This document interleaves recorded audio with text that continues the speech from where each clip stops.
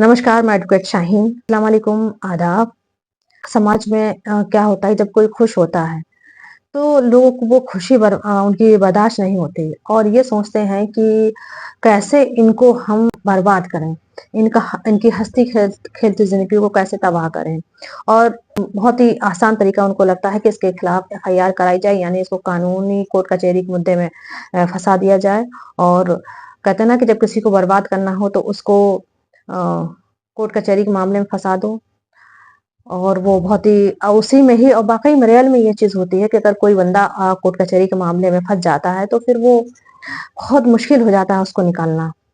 लेकिन जो लोग जागरूक हैं, जिन लोग के पास सही ज्ञान है, सही टाइम पे सही जगह पे अप्रोच कर पाते हैं, तो ये कोर्ट कचहरी के मामले से बाहर आ सकते हैं। यानी अगर कोई किसी के खिलाफ झूठी एफआईआर कर दे, वो चाहे थाने के माध्यम से हो या फिर वो 156(3) के माध्यम से हो। अब तो नई धाराएं आ गई हैं, सब एफआईआर होती है। तो वो इंसान परेशान हो जाता है, एकदम से सोचता है कि हम भागें। और वाकई में वो अपना हँसता अमल से छोड़ने से उनका एकदम से करियर तबाह हो जाएगा। और अगर स्टूडेंट्स के अगेंस्ट में हो गई तो स्टूडेंट तो बेचारा ऑलरेडी वो तबाह ही है। तो लोगों को ये चीजें करना बहुत आसान है, लेकिन जो लोग बहुत अवेयर हैं, जागरूक हैं, जिनको सही टाइम पे कदम उठाना आता है, तो वो इस चीज से बिल्कुल परेशान मत हो। क्योंकि एफआईआर बहुत सारे केसेस में सुप्रीम कोर्ट, हाई कोर्ट ने एफआईआर बहुत सारे केसेस में कंटिन्यू देखती हूँ कि एफआईआर कोई होती हैं। चाहे वो एफआईआर लेवल हो, चाहे चार्जशीट के लेवल हो, कोई भी स्टेज की बात हो, तो लोगों को उस झूठे क्राइम से मुक्ति मिलती है, बशर्ते आप सही टाइम पे सही स्टेप उठाएं। सही टाइम पे सही स्टेप क्या उठाएं, इसके लिए मैं आज की इस वीडियो में तो थोड़ा सा डिटेल्स में बताऊंगी। लेकिन आप इस वीडियो के किसी पॉइंट को स्किप ना करिएगा, पूरी वीडियो को ध्यान से सुनिएगा। और आप लोग को जो कानूनी ज्ञान वो मैं दूं, जिस पर्पज से मैंने ये यूट्यूब चैनल बनाया था कि मैं जो जनता है जिसके पास सही टाइम पे सही नॉलेज नहीं मिल पाती है, तो वो ना चाहते हुए उनका करियर बर्बाद हो जाता है, वो बर्बाद ना हो पाए। लेकिन मैं कुछ टाइम से अभी वीडियो नहीं बना पा रही थी, कंटिन्यू नहीं हो पा रही थी। बट अब मैं कोशिश करूंगी मैं कंटिन्यू रहूं एंड कुछ जागरूक करने वाली और आप लोग को अवेयर करने वाली लीगल एडवाइस दूं।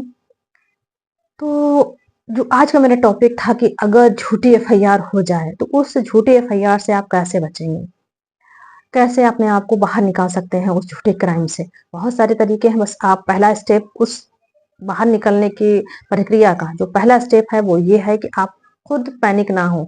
क्योंकि जब इंसान पैनिक होता है तो अपना सारा दिमाग तो वो टेंशन में ही निकाल देता है, खुद को क्या खाक बचाएगा।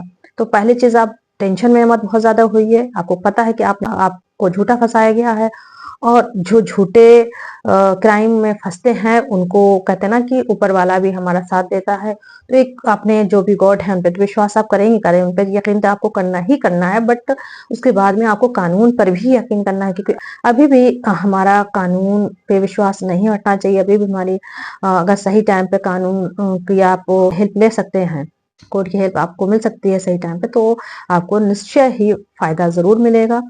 एंड जो पहला स्टेप था कि आपको पैनिक नहीं होना है, एंड दूसरा स्टेप है कि आपको जैसे ही एफआईआर हो आप अपने लोकल के स्तर के एडवोकेट से, लोकल एरिया के जो आपके एडवोकेट हैं उनसे आप मुलाकात करें, उनसे बात करें और उस एफआईआर की नकल को निकलवाएं कि उससे पता चलेगा आपके अगेंस्ट में कौन कौन से केसेस, कौन कौन से धाराओं में ये एफआईआर कराई गई है, किन किन क्राइम्स में आपको इन्वॉल्व दिखाया गया है।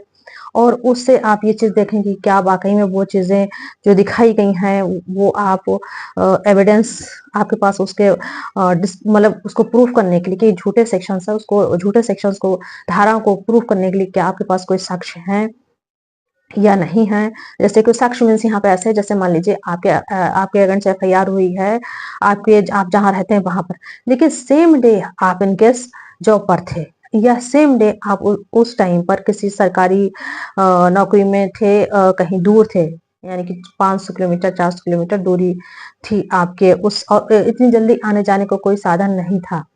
तो ऐसे चीज़ें, या आप ऐसी जगह पे थे जहाँ पे बहुत ज़्यादा गैदरिंग थी और लोग आप नोइंग थे कि आप तो उस टाइम पर तो वहाँ थे, ये बंदा तो वहाँ पर था, बट एफआईआर टाइम पे ये बंदे को यहाँ पे दिखाया गया, इन पर्सन को यहाँ पे दिखाया गया। तो ऐसे सिचुएशंस में भी आप वो जो एविडेंस है वो बहुत ही इम्पोर्टेंस आपके एविडेंस होते हैं। इसलिए कहते हैं अगर आप कहीं जनरली ये चीज़ आती हो, सच में ये चीज़ है कि अगर आप ट्रेन पर जर्नी कर रहे हैं तो टिकट ज़रूर लें। टिकट ज़रूर लेने पे एक तो जो आपने जर्नी की है उसके अगेंस्ट कोई आपका अपराध नहीं होगा। दूसरा, आपके पास एक सबूत रहता है, और खासकर रिजर्वेशन अगर लें तो वो ही एक वो पक्का सबूत होता है कि आप जो है, या आप वो, अब तो लोकेशन भी ट्रेस हो जाती है, तो उससे भी आपको पता चल जाएगा कि आप उस टाइम पे कहाँ थे। बट अगर आपके पास वो थोड़ा-सा लंबा प्रोसेस होगा, बट अगर आपके पास रिजर्वेशन है तो वो तो कोई प्रॉब्लम ही नहीं है। भाई कि क्लियरली उसमें ये होता है शो कि ये बंदा तो दैट दैट डेट जो क्राइम में डेट मेंशन थी, टाइम मेंशन था, वो टाइम पर वो ये तो वहाँ पर थे। इतनी दूरी थी जो कि ईज़िली वहाँ पर इतने टाइम में रीच नहीं हो सकती है उन पर्सन के जिनके अगेंस्ट में क्राइम हुआ है। तब ऐसे सिचुएशन में वो एक एविडेंस आपके फेवर में होगा। दूसरा स्टेप आपका है, एफआईआर आपकी निकली, एफआईआर निकलने के बाद में आपको ये पता चल गया कि आपको किन-किन धाराओं में फँसाया गया और उन धाराओं में कितनी-कितनी सज़ा का प्रावधान है। अगर ये सारी चीज़ें आपके पास विधिवत आपको मिल चुकी, प्रोवाइड हो गई, और आपने वो अब उसके अगेंस्ट में आपने एविडेंस भी कलेक्ट कर लिए, फिर आपको परेशान होने की ज़रूरत नहीं है। अब आपको नेक्स्ट स्टेप जो उठाना है वो आपको हाई कोर्ट का है। अगर आप हाई कोर्ट आते हैं, अप्रोच करते हैं, वो आप तब आपको एफआईआर के लिए रिट पिटीशन फाइल करके आप हाई कोर्ट से एफआईआर को क्वेश्चन की प्रेयर कर सकते हैं। लेकिन यहाँ पर भी बहुत केयरफुली आपको स्टेप उठाना है। देखिए, अगर आप पैनिक नहीं हुए थे, आपने अच्छे एडवोकेट मिल गए थे, लोअर स्तर आपके जो जहाँ पे आप लोकल एरिया में रहते हैं वहाँ पर उन्होंने आपको सारी चीज़ें बता दी। बट अगर आपने हाई कोर्ट में अच्छे अधिवक्ता से कॉन्टेक्ट नहीं किया, यानी कि अच्छे अधिवक्ता मीन्स है दैट कि वो अधिवक्ता रेगुलर हाई कोर्ट में है या नहीं। क्या होता है कि बहुत सारे ऐसे अधिवक्ता भाई अधिवक्ता की ड्रेस में रहते हैं जो कि अधिवक्ता एक्चुअल में नहीं है, और अपने आप को अधिवक्ता बता देते हैं, और वो आपसे फीस कागज लेके आपका टाल मटोल करते हैं। एक तो आप ऑलरेडी फंसे हुए झूठे क्राइम में, दूसरा आपको इधर एक और टेंशन है। तो यहाँ पे बहुत ही आपको सोच समझ के स्टेप उठाना है। खासकर आप ध्यान रखें कि आप जहाँ रहते हैं वहां के अगर हाईकोर्ट में भी कोई अधिवक्ता है तो उनसे आप कॉन्टेक्ट करिए, क्योंकि वो ये प्रॉब्लम नहीं होगी कि वो आपका फोन नहीं उठा रहे हैं, क्योंकि अगर फोन नहीं उठाया तो आप जाके उन अधिवक्ता भाई के, बहन के, जो भी हैं उनके घर में आप जाके अप्रोच कर सकते हैं, कह सकते हैं, और पता कर सकते हैं क्यों नहीं है उनका फोन उठ रहा है, क्या काम की प्रोग्रेस कहाँ तक पहुंची है। या फिर आपके जो लोकल एरिया में, अगर ऐसा कोई लोकल मतलब एरिया में आपके आसपास कोई हाई कोर्ट में अधिवक्ता नहीं है, तो आप अपने एरिया के कोई ऐसे चलते फिरते लोग हों, उनसे कांटेक्ट करिए, या आप अपने कचहरी के कोई एडवोकेट से इस बारे में आप बताएं और उनसे कहें मुझे हाई कोर्ट जाना है, कोई मुझे अच्छा एडवोकेट प्रोवाइड करा दे, तो वो आपको इस चीज़ की हेल्प करेंगे और आपका पैसा और जो फीस आपने दी है वो बर्बाद नहीं होगी। आपका जो काम है वो टाइमली हो जाएगा। अगर इन केस अधिवक्ता ने, जो कहते हैं ना, अधिवक्ता का काम है कोर्ट में आर्गुमेंट करना, और ऑनरेबल जस्टिस का काम है जस्टिस देना। इन केस कुछ चीजें कम बढ़ हो गई, कुछ चीजें जिस तरह से प्रेजेंट करना चाहिए तो उस तरह नहीं प्रेजेंट हो पाई, या कोई सबूत ऐसा नहीं है स्ट्रॉन्ग है। कहते हैं ना कि अपराधी जब आपको जाल में फंसाता है तो बहुत प्लान के साथ फंसाता है। वो अपनी जान भर कोशिश पूरी कर लेता है कि ये किसी भी तरह से बच ना पाए, बहुत प्लान के साथ करता है। तो ऐसे सिचुएशन में अगर इनकेस नहीं हो पाता है, तब दूसरा स्टेप है आपके पास कि इन्वेस्टिगेशन ऑफिसर से आप अप्रोच कर सकते हैं। इन्वेस्टिगेशन ऑफिसर से अगर आप अप्रोच कर लेंगे तो वो जांच जब होती है तो जांच में फोर क्लोजर यानी फाइनल रिपोर्ट लगा सकते हैं, और फाइनल रिपोर्ट होने पर भी आपका क्राइम जो आपके अगेंस्ट छूटा हुआ था, एफआईआर छूटी हुई थी, वो खत्म हो जाएगी। अगर ऐसा नहीं हो पाता है, आप वहां भी फेल हो जाते हैं, तो आप जो है चार्जशीट आने के बाद में फिर से आप हाई कोर्ट में आ सकते हैं, फिर से आप अपनी कुशिंग आप चार्जशीट के लिए हाई कोर्ट में एक अच्छे अधिवक्ता को हायर करके एप्लीकेशन लगवा सकते हैं, और चार्जशीट क्विश हो जाएगी। बहुत सारे ऐसे सुप्रीम कोर्ट के, हाई कोर्ट के रूलिंग हैं, यानी कि हाई कोर्ट कभी-कभी क्या होता है कि हाई कोर्ट में एफआईआर, झूठा क्राइम जो है या चार्जशीट है वो झूठी है, लेकिन वो किन्हीं कारणवश पेश नहीं हो पाती है। तो सुप्रीम कोर्ट में जब मामला जाता है तो सुप्रीम कोर्ट में पेश हुआ है।